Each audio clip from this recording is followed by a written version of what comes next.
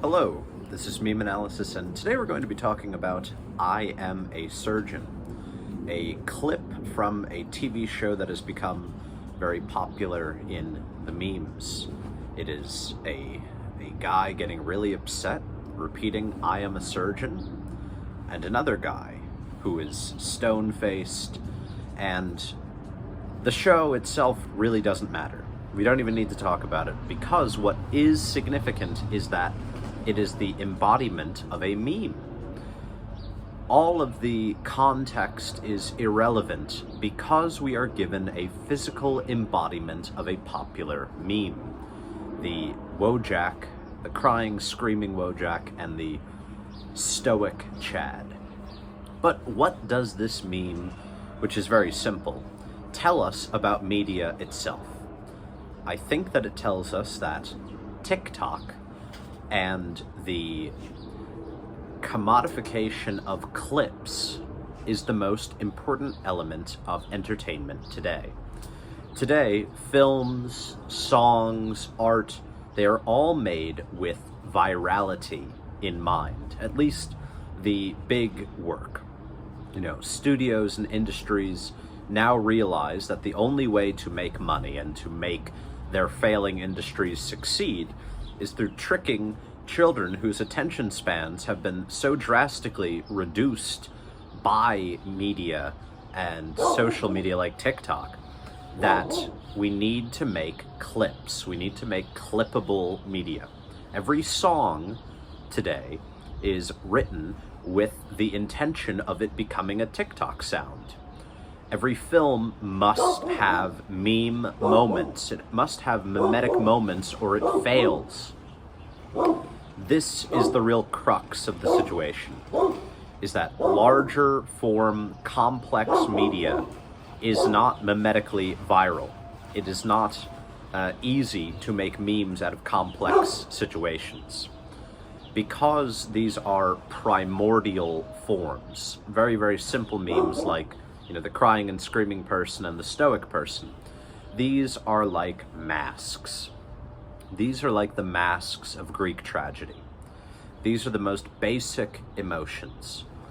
Now, there are, of course, archetypal memes that are far more complex, and we need only look to some of the most popular media franchises to see how that works.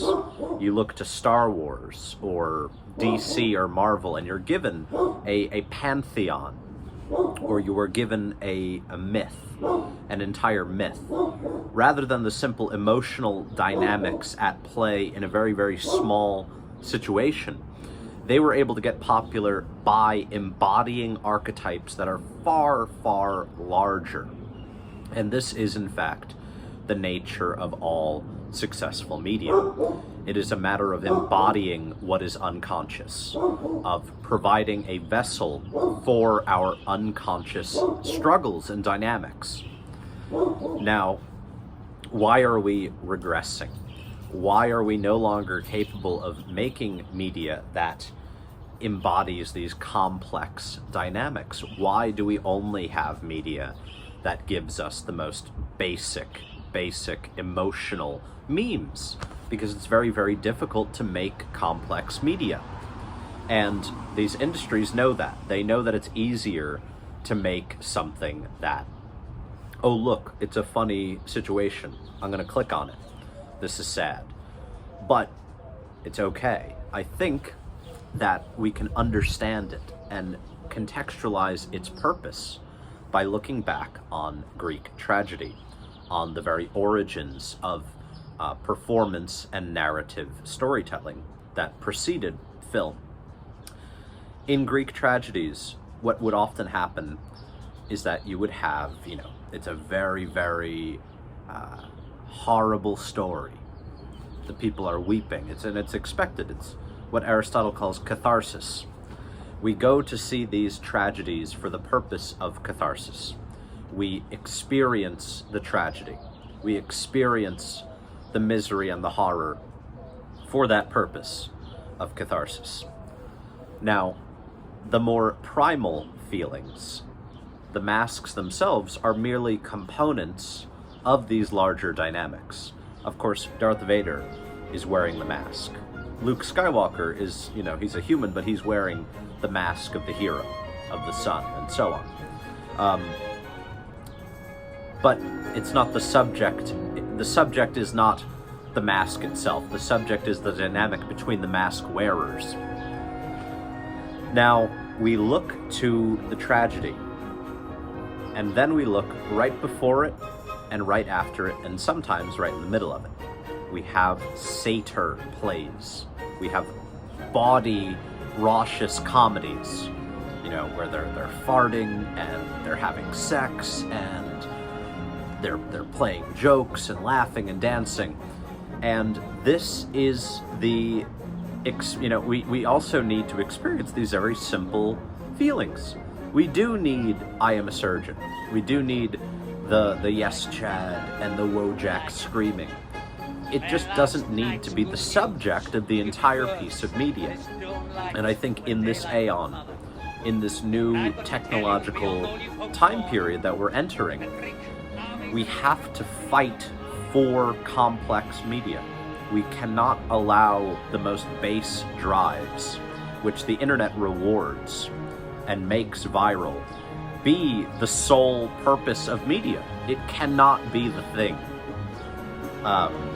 TikTok cannot simply spread the lowest common denominator of sexy dances and fights and car crashes and violence. We do need complexities for our souls to grow and develop. We need bigger needs. But the Satyr Plays have their place. They are not wrong.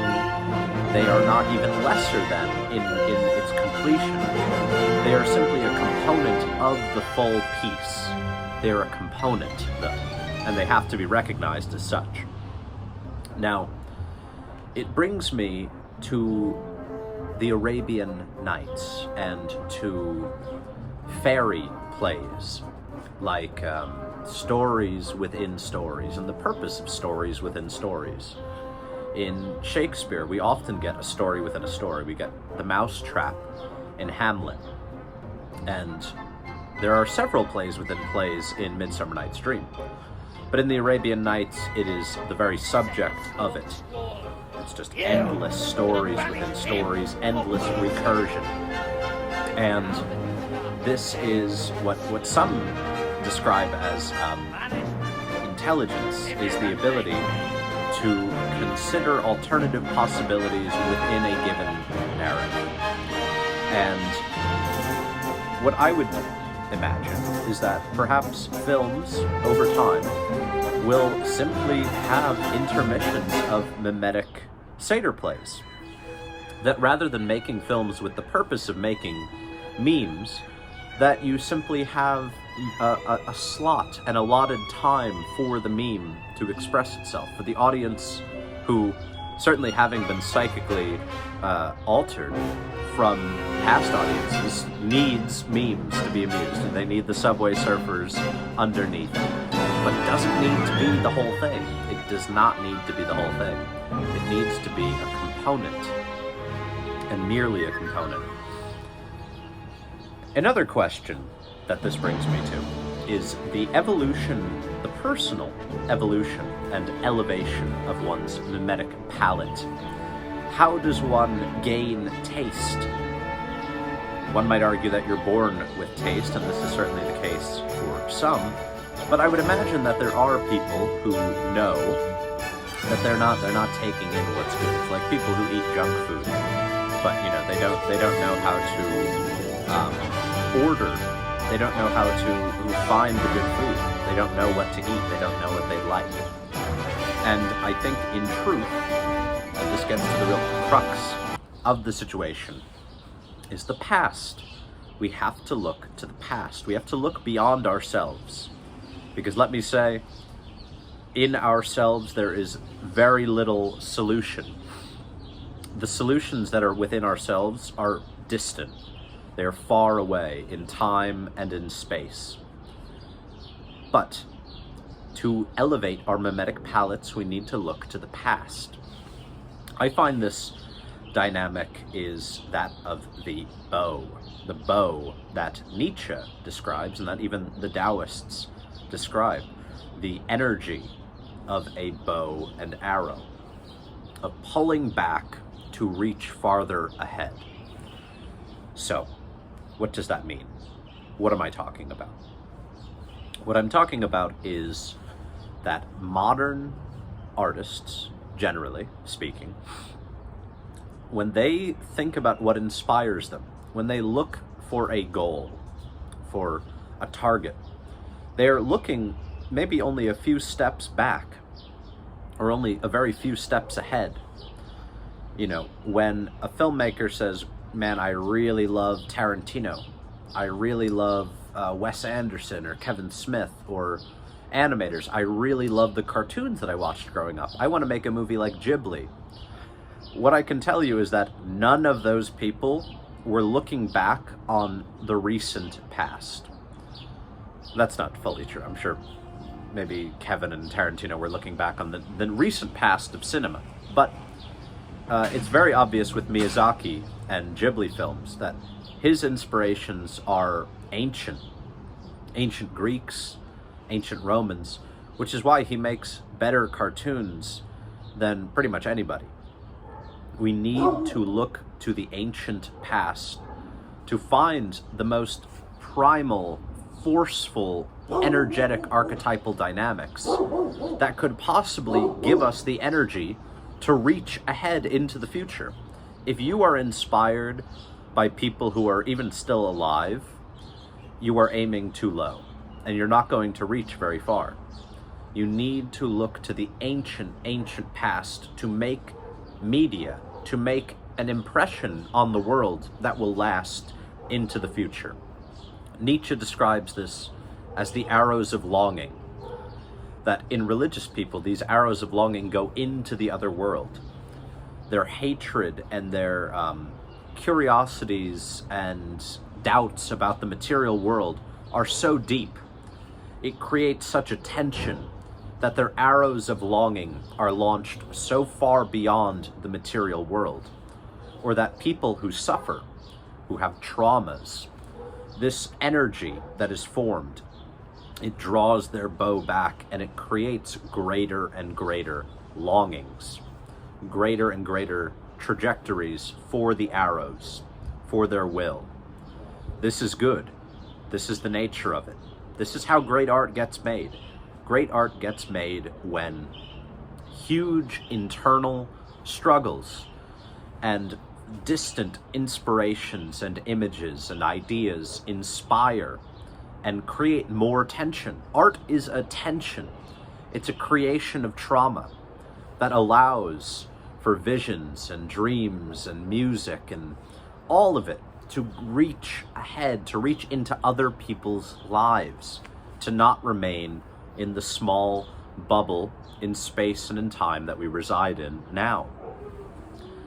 I think that there are some memes that can make it ahead into the future. These are what I have called big memes. The big memes will outlast all of their peers.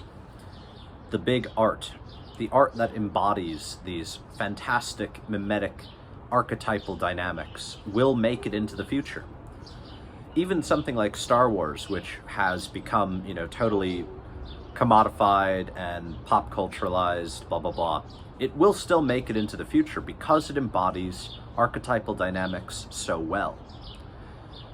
All of the things around it in our time are superficial and unimportant as to the trajectory, the ultimate trajectory of the art.